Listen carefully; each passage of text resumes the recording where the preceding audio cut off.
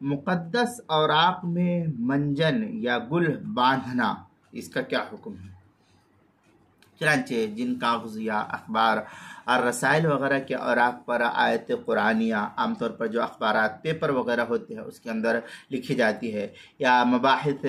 مباحث یا مسائل شریعہ یا احادیث وغیرہ اس کے اندر تحریر ہو، تو ان میں گل منجن یا کوئی اور چیز کی پڑیا وغیرہ باندھ کر کے، یا کسی کھانے پینے کی چیز وغیرہ کی پڑیا باندھنا، یا اور کوئی چیز اس کے اندر دینا، یا اس کو بلا وضو چھونا، یا راستے یا کوڑے دان میں پھینک دینا، یا ردی وغیرہ میں بیچ دینا جہاں اس کی بے حرمتی لازم آتی ہو، شرعاً یہ جائز نہیں ہے۔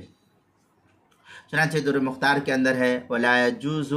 لَفَّ شَيْءٍ فِي قَاغِذٍ فِقْهٍ وَنَحْوَهُ، یہ در مختار کی عبارت ہے، آگے شامعہ میں ہے الَّذِي فِي الْمَنْعِ وَنَحْوَهُ فِي الْهِنْدِيَّةِ وَلَا يَجُوزُ لَفَّ شَيْءٍ فِي قَاغِذٍ فِيهِ مَكْتُوبٍ مِنَ الْفِقْهِ، اس طریقے کی عبارت جو ہے فتاوی شامی جلد نمبر 9 صفحہ نمبر 555، کتاب الحظر والاباحہ باب الاستبراء وغیرہ، فتاوی ہندیہ جلد نمبر 5 صفحہ نمبر 322،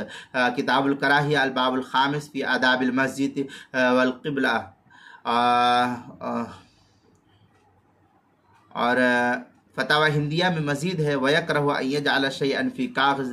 فِيهَا اسم اللہ تعالی كانت الكتابة علی ظاہرها أو باطنها، یہ فتاوی ہندیہ 5ویں جلد صفحہ 322، کتاب الکراہیہ الباب الخامس فی آداب المسجد کے تحت جو اس کو نقل کیا گیا ہے۔ آگے ہے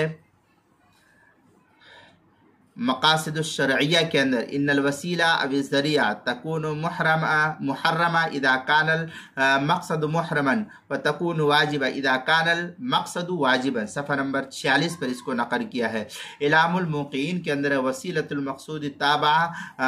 للمقصود وکلامہما مقصود، جلد نمبر 3 صفحہ نمبر 175، فی سد الذرائع،